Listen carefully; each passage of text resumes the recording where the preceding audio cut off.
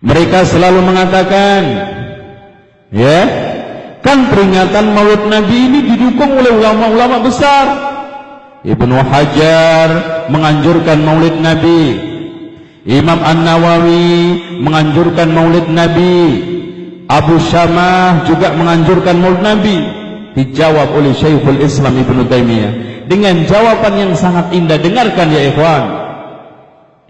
Idza fa'alaha qaumun du fadlin, kalau seandainya yang melakukan peringatan Maulid Nabi itu orang-orang yang memiliki keutamaan, faqad tarakaha qaumun fi zamanin, itu telah ditinggalkan oleh generasi pada suatu zaman, haula'i mu'taqidina li karahiyatiha, mereka meyakini bahwa itu perkara dibenci. Wa angkaraha qaumun, bahkan ada sekelompok kaum yang mengingkarinya, lidzalika, terhadap perkara itu, yaitu peringatan Maulid Nabi. Wa haula'i tarikunal munkirun, dengerin, pahamin, cermatin ya ikhwan, jangan sibuk dengan yang lainnya. Imam Ibnu Taimiyah mengatakan, wa haula'i tarikunal munkirun, mereka yang meninggalkan peringatan Maulid Nabi, yang mengingkari Maulid Nabi, illam yakunu afdal mimman fa'aluha falaysu dunahum fil fadli, kalau seandainya mereka tidak lebih utama dari yang melakukan, tapi mereka keutamaannya tidak terlalu banget di bawah mereka. Artinya mas, yang kalau seandainya mereka mengatakan, kan imam-imam besar melakukan Maulid Nabi, ada imam yang lebih besar menolak peringatan Maulid Nabi.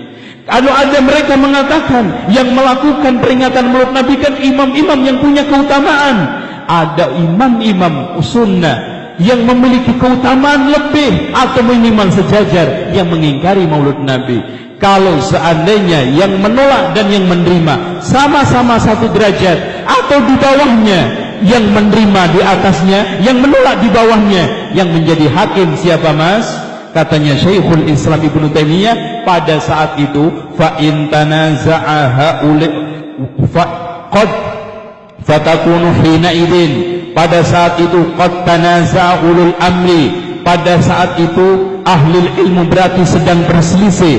Kalau memang berselisih, faturaddu ilallahi war rasul, kita kembalikan kepada Allah dan Rasulnya, wa kitabillahi wa sunnati rasuli, kepada kitabullah dan sunnah Rasul. Ternyata setelah dikembalikan kepada Allah dan Rasulnya, dikembalikan kepada kitab dan sunnah, ma'aman kariyaha, pendapat yang benar, pendapat yang sahih, bersama orang yang membenci dan mengingkarinya. La ma'aman rakhasa fiha, bukan bersama orang yang memberikan kemudahan, kemurahan, kebolehan, rukhsah, boleh melakukan peringatan Maulid Nabi, tidak. Thumma ahmatul mutaqaddimin, Masya Allah, ini dengarkan kalimat yang indah. Kemudian kebanyakan, semua bahkan mayoritas orang-orang yang mendahului mereka, alladzina hum afdal minal mutaakhirin, yang lebih utama ketimbang manusia yang datang belakangan. Yakin sahabat lebih utama dari ulama manapun, lebih utama mereka-mereka yang telah mendahului dari kalangan sahabat khulafaur rasyidin dibanding dengan mutaakhirin sekalian. Ma'a haula'i tarikinal munkirin, bersama orang-orang yang tidak Maulid Nabi dan mengingkari Maulid Nabi. Ya ikhwan, mau apa lagi? Kalau sekarang setelah kita timbang qala Allah qala Rasul, kita kembalikan kepada kitabullah dan sunnah Rasul, ternyata berpihak kepada yang menolak, membenci, bukan yang menganjurkan dan membolehkan.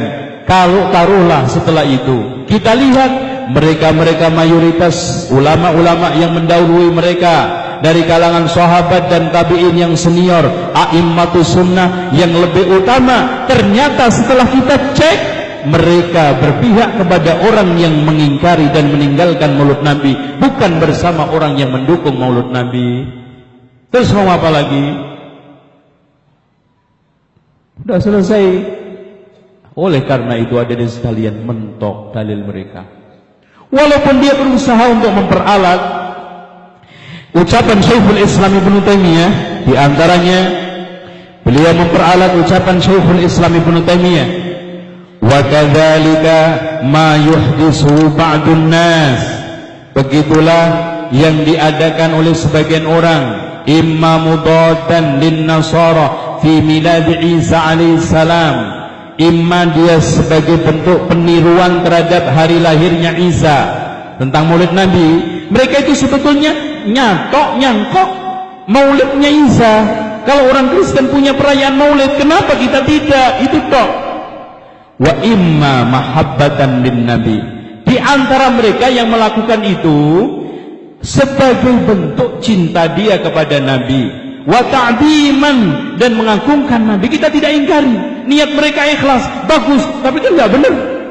Wallahu qad yusibuhu, mungkin Allah memberikan pahala ala hadhil mahabbah wal ijtihad, atas kecintaan dan ijtihad ini, la ala al bidah, bukan memberikan pahala terhadap kebid'ahan. Dijadikan dalil Syekhul Islam mendukung maulud Nabi.